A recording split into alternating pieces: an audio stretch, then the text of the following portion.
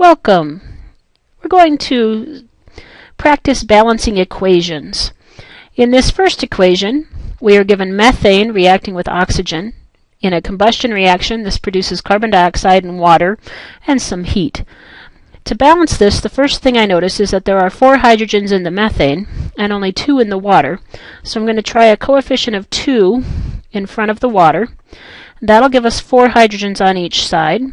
Now I have 2 oxygens in the water, 2 in the carbon dioxide for a total of 4 oxygen. On this side I have O2, so I'm going to need to put a 2 in front of there.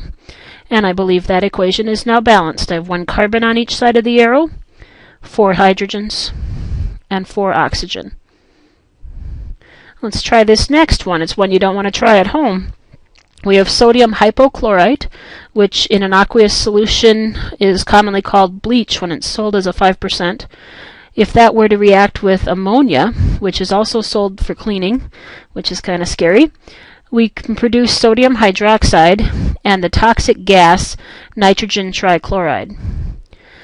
For now, let's just balance this and hope we never actually run into the reaction in real life.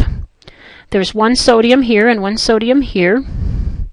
I notice 1 oxygen here, 1 oxygen here, but we have 3 chlorines on this side and 1 chlorine here. So we're going to have to put a 3 in front of here. Now that will give us 3 sodiums and 3 oxygens. So I will put a 3 here in front of the sodium hydroxide. And let's check how we're doing. We have 3 sodiums and 3 sodiums, 3 chlorines, 3 chlorines, 3 oxygen, 3 oxygen, 3 hydrogen, 3 hydrogen, and a single nitrogen. Looks like we have that one balanced. In this third equation, we have sodium sulfate, silver nitrate, reacting to give us the solid silver sulfate precipitate, and sodium nitrate that will stay in aqueous solution. I notice that the sulfate is 1 and 1, so I'm not going to touch those. But we have a nitrate here and a nitrate here, and I need 2 silvers and I need 2 sodium. So let me put a 2 here and a 2 here. So now I have 2 sodium, I have 1 sulfate, and I still have 1 sulfate. Now I have 2 silver, that'll get me these 2 silver, and I have 2 NOs, 3s. So I have 2 nitrogens, 6 oxygens on each side. This equation is now balanced. Hi, this is Renee Romig with a chemistry video about stoichiometry.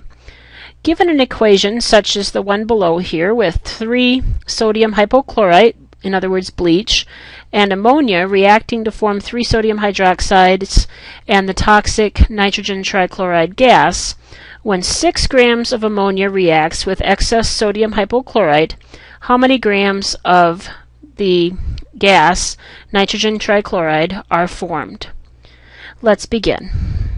With 6 grams of ammonia, we will react with excess sodium hypochlorite to make the gas. So 6 grams, we start by going to the periodic table and saying, well, how many grams of ammonia are in a mole of ammonia? The equation is already balanced, so we know that for every 1 mole of ammonia, we will produce 1 mole of the nitrogen trichloride gas.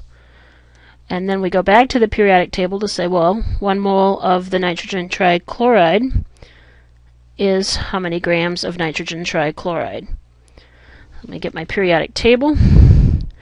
Nitrogen is 14 approximately, and chloride is 35.45, and hydrogen is just about 1.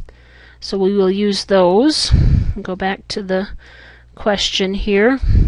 Nitrogen we said was 14 approximately, and 3 for hydrogen, so 17 grams per mole for ammonia we'll put here. The nitrogen again was 14 grams per mole, and each of the chlorines was 35.45. We need to take that times 3 to get grams per mole. So for the nitrogen trichloride, we have 35.45 times 3, and add the 14, we have about 120.35 grams per mole. So I'll put that here, 120.35.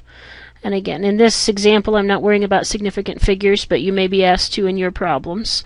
So then just use all of the decimals that are given on the periodic table. So now we have this set up. Let's check and see that we have it set up right. We have grams of ammonia that we can cross out because they're on top and bottom. Moles of ammonia.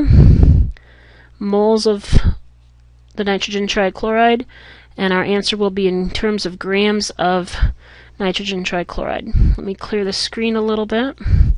So we go back to the calculator.